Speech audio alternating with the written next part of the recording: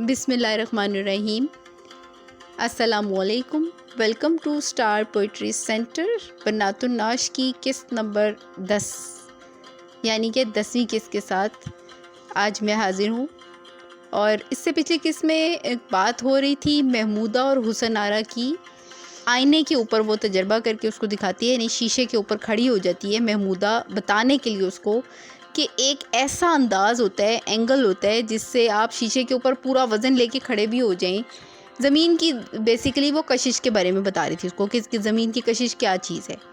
تو وہ پھر کھڑی ہو جاتی ہے شیشے کے اوپر اور شیشہ بالکل بھی نہیں ٹوٹتا، اور حسن آرا جو ہے اس کی عقل حیران رہ جاتی ہے اور وہ اس کو پورا اچھی طرح دیکھتی ہے، خوب تحقیق کرتی ہے، لیکن جو ہے وہ اس کو کہیں اس میں کوئی کسی قسم کا نقص نظر نہیں آتا اور شیشہ بالکل صحیح سلامت ہوتا ہے۔ اس کے بعد میں حسن آرا کہتی ہے کہ اب تو مجھ کو یہ بات سچ معلوم ہوتی ہے کہ زمین چیزوں کو اپنی طرف کھینچتی ہے۔ اگلا ٹاپک ہے کشش اتصال یعنی میگنیٹزم۔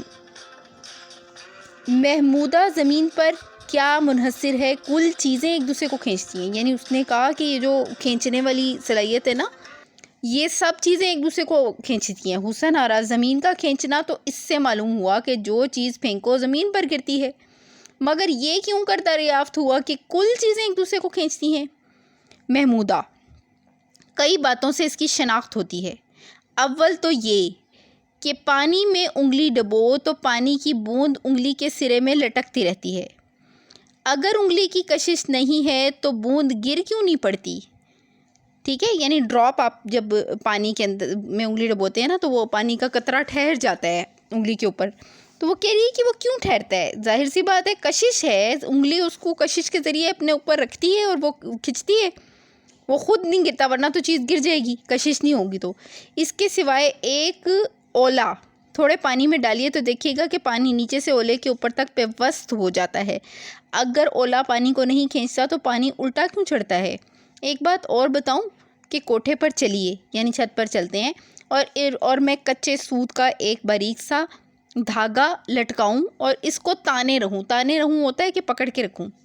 چاہیے یہ کہ سیدھا رہے، مگر دیوار کی کشش سے ضرور بیچ میں لچکا ہوا معلوم ہوگا، یعنی دھاگا جو ہے نا وہ نیچے کو ایسے لٹک سا جاتا ہے، یا ڈور کو کہہ لیں آپ۔ غرض کے کشش کی قوت خدا تعالیٰ نے ہر چیز میں پیدا کی ہے، اور اس میں خاصیت پر غور کرتے کرتے دانشمندان فرنگ نے ہزاروں باتیں ایسی عجیب نکالی کہ جن سے پڑھنے کی عقل کی تیزی اور دل کو خوشی معلوم ہوتی ہے، یعنی عقل بھی تیز ہوتی ہے اور دل بھی خوش ہوتا ہے۔ حسن آرا بھلا اگر سب چیزیں ایک دوسرے کو کھینچ رہی ہیں تو سب مل جل کر ایک ڈھیر نہیں بن جاتی؟ محمودہ کھینچ تو رہی ہیں، مگر وہ کشش ایسی زور کی نہیں ہے جیسی مقناطیس میں ہوتی ہے۔ مقناطیس؟ حسن آرا مقناطیس کیا ہوتا ہے؟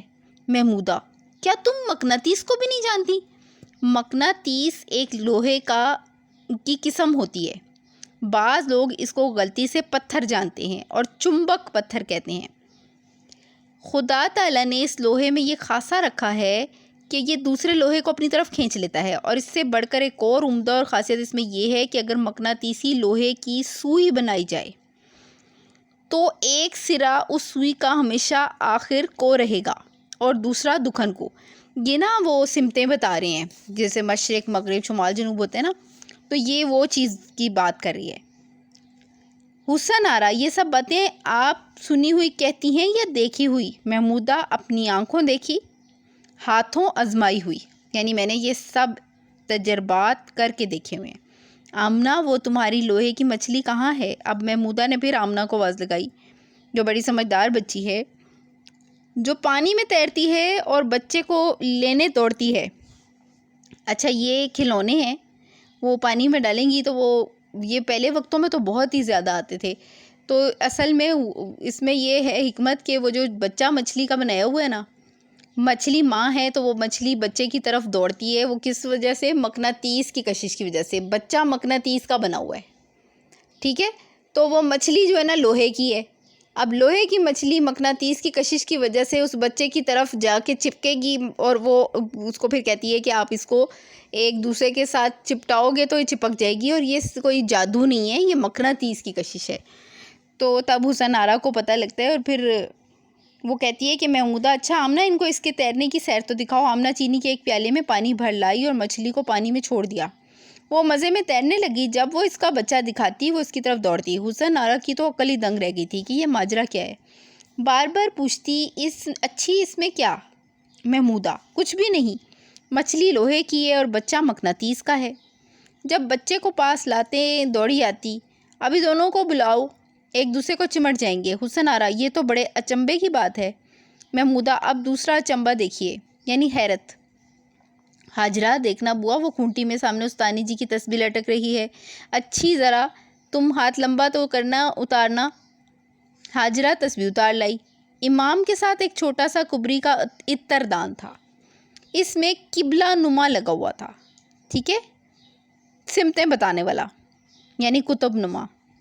محمودہ نے ڈبیا کھول حسن آرا کو دکھایا کہ دیکھیے لال مرغ جو آپ دیکھتی ہیں، اس کا خاصہ یہ ہے کہ پچھم کو منہ، پورب کو دم اور داہنا بازو اخر کو، غلطی بھی ہو سکتی ہے پڑھنے میں تھوڑی بہت کیونکہ تھوڑا سا اس کے لکھنے میں بھی پرابلم ہوئی ہے، صحیح لکھا نہیں ہوا، اور بایاں دکھن کو رکھتا ہے۔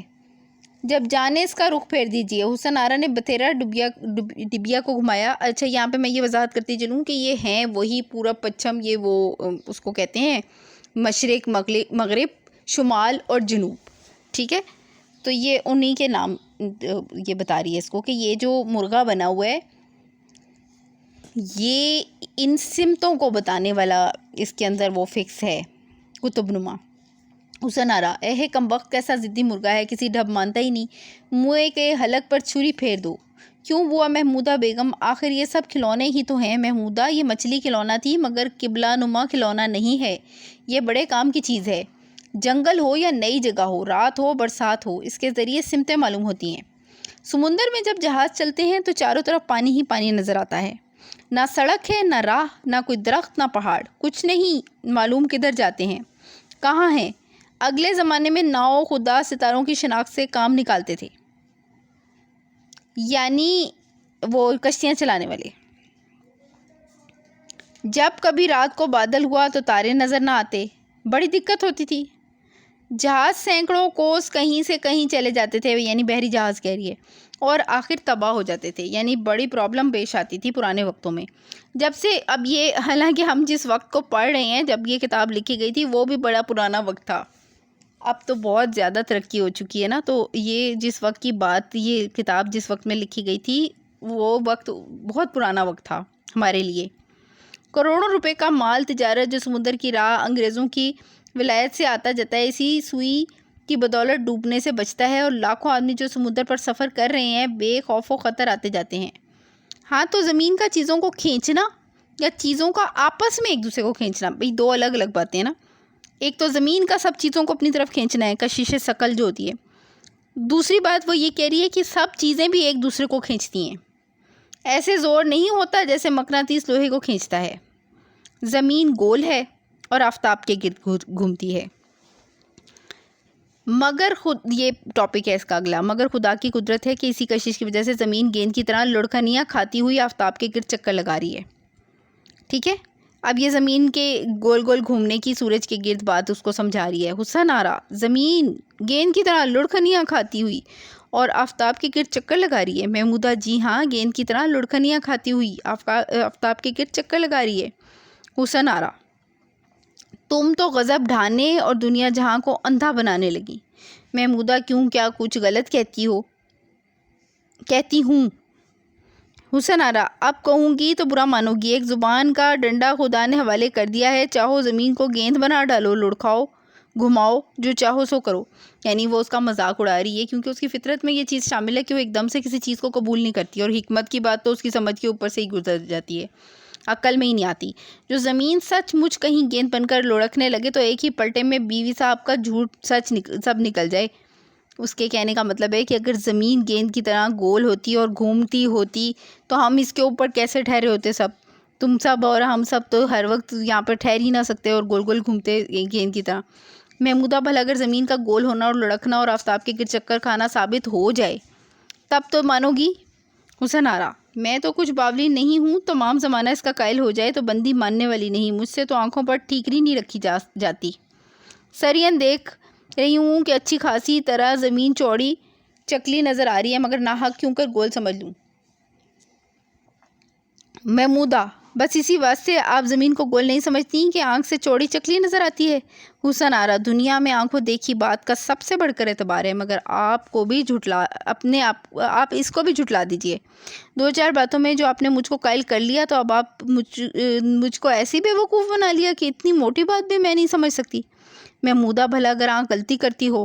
حسن آرا: میری کیا سب کی؟ محمودہ: سب کی آنکھیں، یعنی وہ جسے ہم کہتے ہیں نا نظر کا دھوکہ۔ یہ تو سب فیکٹس ہمیں پتہ ہے نا کہ زمین گول ہے اور گھومتی ہے، تو وہ بھی اسے یہی قائل کر رہی ہے کہ زمین گول ہے اور گھومتی ہے۔ حسن آرا نے دیکھا تو بولی: اے ہے یہ سر کے بال ایسے لاؤ کہ اچھا یہ یہاں سے نا تھوڑا سا میرا مس ہو گیا ہے، وہ یہاں پہ اس کو کہتی ہے کہ میں تمہیں قائل کرنے کے لیے نا کچھ منگواتی ہوں، تو وہ خوردبین منگواتی ہے، ٹھیک ہے؟ یہاں پہ تھوڑا سا میرا آگے پیچھے ہو گیا تھا۔ حسن آرا: ہاں تو مجھ کو سرمے کا نسخہ نہیں معلوم کہ لگاتے ہی زمین گول آنے لگے؟ محمودہ: نسخہ میں آپ کو بتاؤں گی۔ بوا زبیدہ ذرا وہ خوردبین شیشہ تو استانی جی سے میرا نام لے کر مانگ لاؤ، دیکھنا ذرا سنبھال کر لانا۔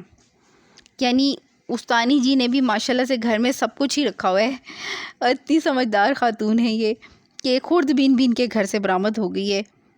زبیدہ خوردبین لے آئی۔ محمودہ: لیجئے ذرا اس شیشے کو تو دیکھیے۔ حسن آرا: یہی شیشہ ہے جس میں زمین گول دکھائی دیتی ہے؟ محمودہ: نہیں، زمین تو گول نہیں دکھائی دیتی، مگر اور بہت سے تماشے نظر آ جائیں گے۔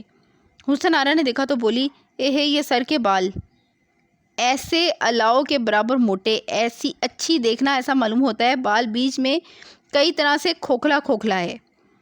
محمودہ: ہاں میں نے دیکھا ہے، اندر سے بال کھوکھلا ہوتا ہے۔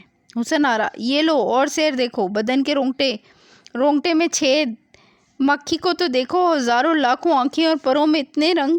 یہ جو اس کو وہ سکن جو ہے نا وہ اس کو خوردبین میں دیکھنے پہ جس طرح نظر آ رہی ہے مائکروسکوپ میں، پروں میں اتنے رنگ۔ اب یہ اپنے جو تجزیات ہیں جو اس کو سمجھ آ رہی ہے، ہوا میں اتنے بھنگے، اللہ اکبر، پانی میں یہ بلا کے کیڑے، شیشہ تو عجب طلسمات کا شیشہ ہے۔ محمودہ: اسی شیشے تو آنکھ کی کوتاہی ثابت ہوتی ہے، یعنی یہ شیشے میں اگر تم کوئی چیز دیکھو تو تمہیں ہر طرف کیڑے ہی کیڑے نظر آئیں، لیکن ہمیں نظر نہیں آتے۔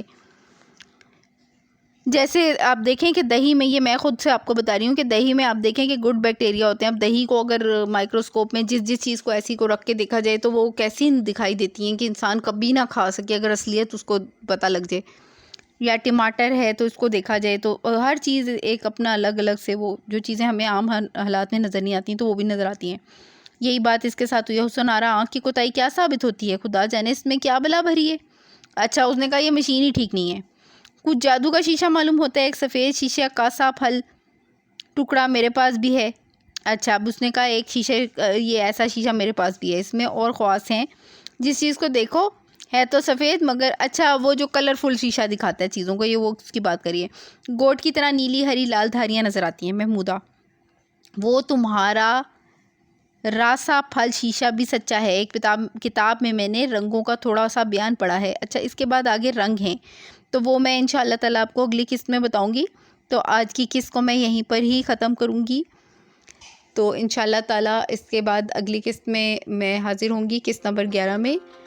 تو اللہ حافظ، اللہ تعالیٰ آپ سب کو خوش رکھے، اور چینل کو سبسکرائب کر دیا کریں۔ آپ میں سے بہت سارے لوگ جو ہیں وہ شاید سستی کر جاتے ہیں اس معاملے میں، چینل کو ضرور سبسکرائب کر دیا کریں۔